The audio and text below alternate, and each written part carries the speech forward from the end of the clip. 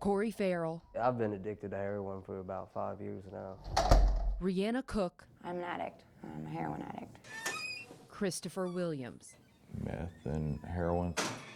Different ages and different backgrounds, but the stories Started out in high school on Vicodins. of how they got here The pain pills. all sound the same. A little bit of pills here and there. They remember the first time they crossed that line. The one drug that I said I'd never do ended up being heroin. 2007 is the first time I got high on heroin. Like many addicts, one time was all it took. And once I started using a needle, there was no coming back. It was just like a snowball, a snowball downhill. Cook has been in and out of jail since 2013 for using and selling drugs, but heroin has held her captive for nearly a decade. It takes over completely. You're thinking the way you think. Physically, it takes over. It makes you sick if you don't have it. It makes you crazy if you don't have it. Cook is mom to 4 kids. Her youngest child visits her occasionally, but she doesn't see her oldest, her 15-year-old daughter. She thinks that I have chose drugs over her entire life. And that's not the case. It doesn't matter. It doesn't discriminate how much I love or care for my kids or want to be there. Something takes over me.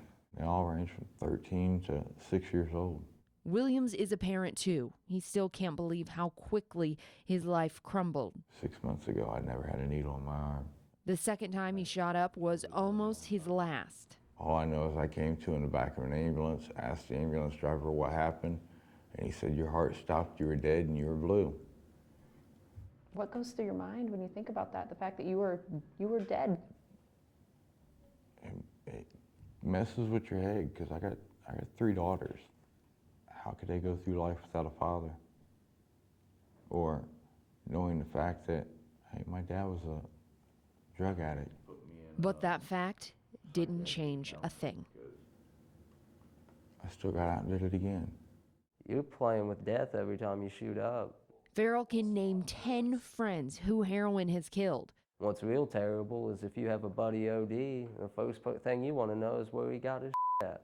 With a now clear mind behind bars, he relives that desperation that drove him to extremes. Took an axe and chopped my finger off. You're gonna do what you want. You're not gonna be sick.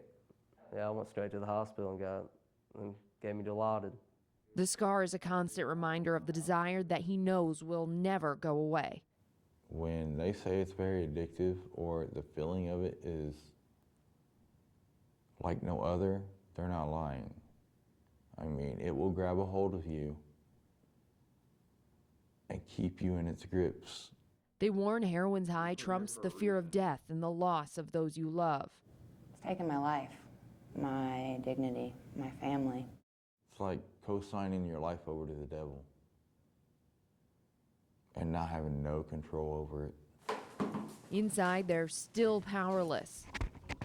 This time with no choice but to stay clean. There you go, ma'am. Thank you. Thank you.